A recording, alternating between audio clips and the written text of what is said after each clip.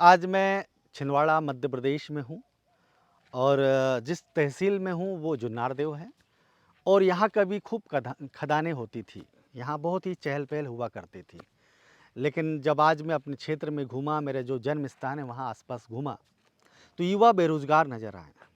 काफ़ी युवा तो दीपावली की छुट्टियों में अपने घर में आए थे, लेकिन कोई भोपाल में है, कोई मंडीदीप में है, कोई गुजरात में है, अलग-अलग प्रदेशों में हैं।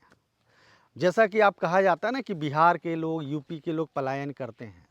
दोस्तों, यही बात यहाँ के लिए भी लागू होती है। यहाँ के युवा भी अब देश के विभिन्न शहरों में आपको मिलेंगे। कारण सिर्फ़ एक है, क्योंकि यहाँ रोज़गार नहीं है।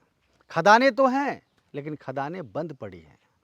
और जब चुनाव आता है तो कांग्रेस हो, बीजेपी हो, इसी मुद्दे पे चुनाव लड़ती है कि हम आएँगे तो खदानें खुलवाएँगे। बीते कई सालों से मध्य प्रदेश में भाजपा की सरकार है। केंद्र में भी आप देख रहे हैं कि लगभग 15 साल से बीजेपी की सरकार है। लेकिन खदान के नाम पर यहाँ पर कुछ नहीं, सिर्फ राजनीति है। और यहाँ जो लोग रह रहे हैं डब्ल्यूसीएल के आवासों में, कोल माइंस के आवासों में, काफ़ी वर्षों से रह रहे हैं। उनकी दूसरी तीसरी पीढ़ी रह रही है और उन मकानों का मरम्मत भी वही कराते हैं, कोल माइंस नहीं कराती। लेकिन आज एक तुगलकी फरमान कुछ सालों से निकला है कि उन्हें उन मकानों से निकाला जाए, बेघर किया जाए। जब प्रधानमंत्री जी कहते हैं कि मैं इस इतने सालों में सबको किसी को आवास ही नहीं रखूँगा, सबके पास मकान होगा, सबके ऊपर छत होगी। लेकिन ये जो लाखों लोग बेघर होंगे, उनके लिए सरकार के पास क्या योजना है? ये बड़ा सवाल है। और यहाँ के युवा जो पलायन कर रहे हैं, उनके पास रोज़गार नहीं है, उसके लिए सरकार के पास क्या योजना है?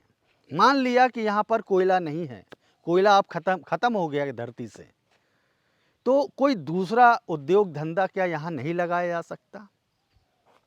ये एक बड़ा सवाल है और इस क्षेत्र में राजनीति करने वाले, भाजपा हो, कांग्रेस हो या कोई भी राजनीतिक दल हो या कोई भी श्रमिक मजदूर संगठन के नेता हों, इस मुद्दे पर वो क्या कर रहे हैं? इस मुद्दे पर वो चुप्पी क्यों लगाए हुए हैं? अपने मुँह में ताला क्यों बंद किए हुए हैं?